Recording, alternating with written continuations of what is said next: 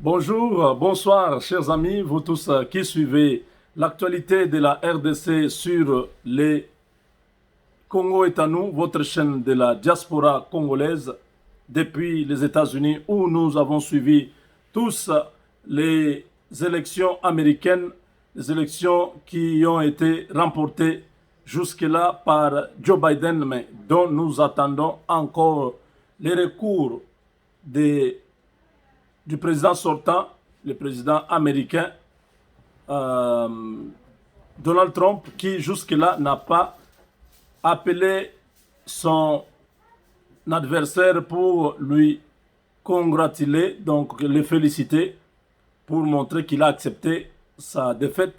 Jusque-là, le président américain en exercice continue à dire qu'il a des preuves, il va prouver au monde le lundi matin. Ses avocats seront dans tous les tribunaux des États-Unis pour euh,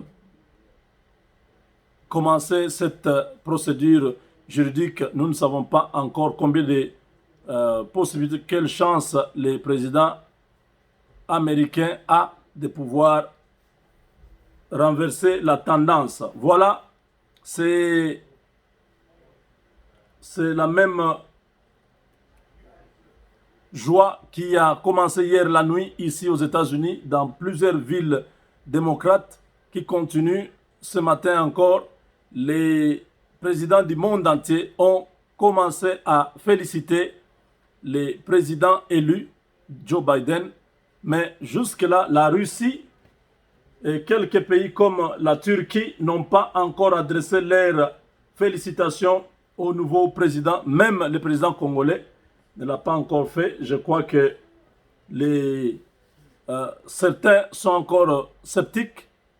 Ils veulent voir Trump accepter la défaite ici pour se prononcer. Parce que tant que le président en cours, en exercice, n'a pas encore reconnu sa défaite, il ne faut pas se précipiter à reconnaître la victoire de l'autre.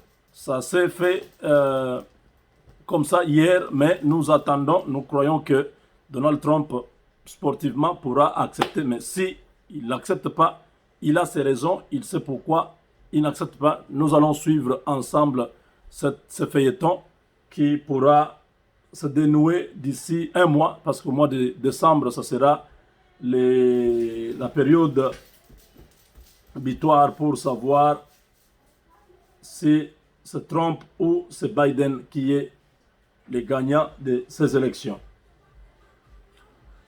Plus de 230 députés nationaux signent une pétition pour pour demander la destitution de Janine Mabunda. Janine Mabunda a violé le règlement intérieur de l'Assemblée nationale. Il n'a pas déposé les rapports à l'Assemblée nationale à la rentrée parlementaire de septembre. Et ces 230 députés, vous savez qu'ils sont en majorité de l'ancien FCC, mais aujourd'hui, il y a eu 250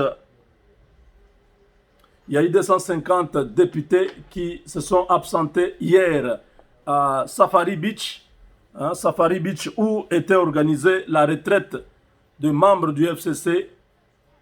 Nous avons vu un grand vide. Beaucoup de députés n'ont pas fait le déplacement. Ils ont seulement décliné poliment l'invitation de Joseph Kabila avec ses hommes, disant que l'ère Kabila est passée. L'ère Kabila veut dire le temps de Kabila est déjà révolu. Nous sommes maintenant dans le temps de Félix Tshisekedi. Il faut travailler pour le bien du Congo et non pas pour le bien d'un individu. Voilà, 230 députés ont signé pour demander à Janine Mabunda de démissionner à défaut d'être destituée. Voilà, chers amis, ça barde chez nous au Congo. Et les choses se passent très bien.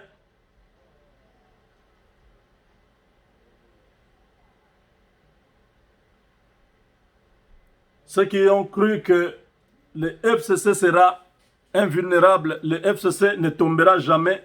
Voilà le FCC qui tombe à compte-gouttes. Ce sont les députés FCC autrefois qui aujourd'hui demandent la démission de leur présidente de l'Assemblée nationale. Demain, ce sera au Sénat avec les 67 députés, les sénateurs qui vont aussi demander le départ de Alexis Thambwe Mwamba. Ça, c'est avant même que Félix Tshisekedi n'annonce l'envoi d'un informateur. Déjà, vous voyez que la majorité a basculé. La majorité n'est plus avec Kabila parce que la majorité qui était avec Kabila protégeait Thambwe Mwamba, protégeait Janine Mabunda. Aujourd'hui, la majorité a basculé sans que l'informateur ne soit arrivé à l'Assemblée nationale ou encore exploiter les dispositions constitutionnelles. Donc cette majorité qui va basculer à l'Assemblée nationale va avoir de l'impact directement sur les assemblées provinciales et sur le Sénat. Parce que les assemblées provinciales sont l'émanation indirecte de l'Assemblée nationale. Pourquoi je dis ça? Parce que les partis politiques qui ont gagné à l'Assemblée nationale, ce sont les mêmes partis politiques à presque 70% qui ont gagné aussi au niveau provincial. Il y a quelques différences, mais dans la grande partie, vous verrez que si les PPRD a eu 116 députés nationaux, vous verrez que sur le terrain aussi, ils contrôlent beaucoup d'assemblées provinciales.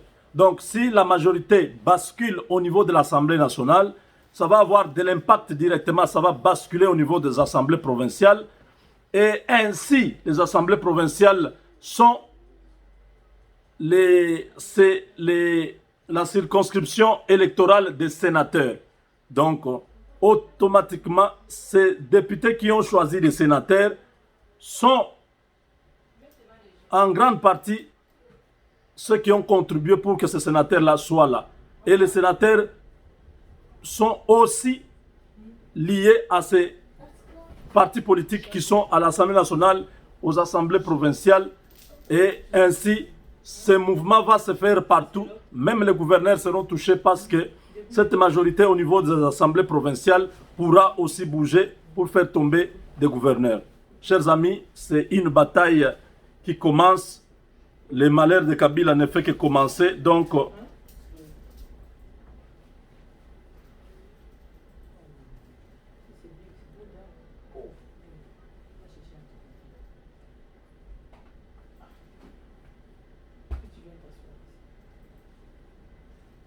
alors, le malheur de Kabila ne fait que commencer.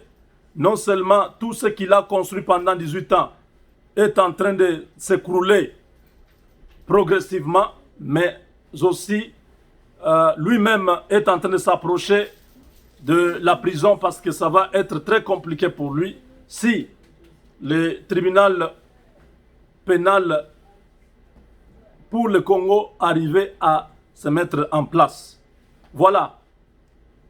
La guerre est ouverte. Le FCC ne décolère pas. Tshisekedi continue à faire son travail de consulter presque toute la classe politique, toutes les couches sociales de la RDC ont été jusque-là consultées. Cela veut dire que bientôt, Félix Tshisekedi pourra nous révéler les fonds, les secrets de son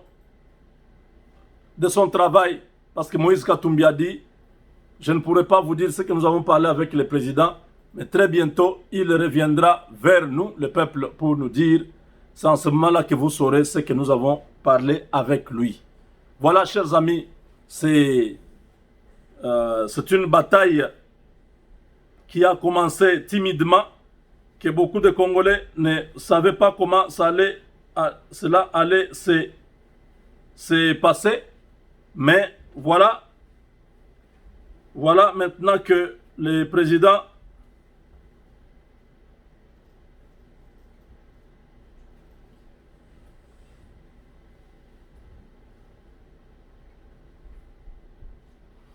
Voilà, maintenant, le président a renversé la tendance. Aujourd'hui, la Kabylie est en débandade. La Kabylie est en train de se vider. La case de Kingakati est inhabitée. Personne ne veut voir Kingakati de nouveau au risque de sa vie. Beaucoup savent que s'ils vont à Kingakati, ils peuvent être fusillés. Kabila peut se décider d'en finir avec tous ces gens, les rassembler dans ces hangars et mettre le feu dedans. Ce monsieur, c'est un sanguinaire, c'est un kamikaze. Il est arrivé au Congo dans des circonstances que personne ne croyait. Donc aujourd'hui, il peut partir aussi comme il était venu. Il n'a rien à foutre de tout ça. Donc la plupart des députés et sénateurs du FCC ont compris ces messages que nous avons dit l'autre fois. Que faites très attention. Si vous allez là-bas, vous risquez de ne plus revenir en vie. Parce que Kabila a plusieurs fois traité les Congolais de traîtres. Il a dit dernièrement que les Katangais étaient des traîtres. Donc, il faut faire très attention. Votre attitude de pouvoir vous éloigner de cet homme, c'est l'unique moyen pour vous de survivre. C'est mieux encore qu'on vous tue chez vous, à la maison, que d'aller s'offrir, d'aller se laisser entre les mains de Kabila, où il va vous égorger, où il va vous découper en petits morceaux, vous jeter dans les petits lacs où il a placé des crocodiles. Donc, prenez vos distances. Ça sent l'odeur de la faim au FCC, ça sent l'odeur de la prison au FCC, ça sent l'odeur de pleurs et de grincements de dents dans ces camps de la Kabylie. Voilà, chers amis, ici, c'est la fin du FCC qui s'annonce en grand pas. Beaucoup de pleurs, beaucoup de gens ne croyaient pas. Beaucoup ont commencé déjà à faire partir leur famille du Congo pour protéger le peu qu'ils pouvaient avoir. Beaucoup sont en train de chercher à vendre leur maison à Kinshasa pour aller vivre les quelques années en exil. Donc, ça s'annonce très mal. Tshisekedi est déterminé. Kabila a tenté par Denis Sassou Nguesso, par plusieurs présidents africains, à convaincre Tshisekedi à revenir sur les accords Cash-FCC. Tshisekedi a dit c'est déjà le passé. Mon ex-partenaire n'a pas compris que le peuple avait droit à la vie. Ça, c'est la réponse de Tshisekedi. Il a voulu jouer au malin, bloquer pratiquement le fonctionnement du pays. Je ne pouvais pas tolérer cela, quel que soit l'accord. C'est mon peuple qui vient d'abord en première position. Chers amis, c'est la fin de la Kabylie et nous sommes là pour accompagner cette Kabylie au cimetière. Ce sera les obsèques que nous tous nous allons célébrer la fin de la souffrance du peuple congolais et l'épanouissement ou encore la libération de toute la sous-région. Si le Congo est libéré, c'est toute la sous-région qui se libère.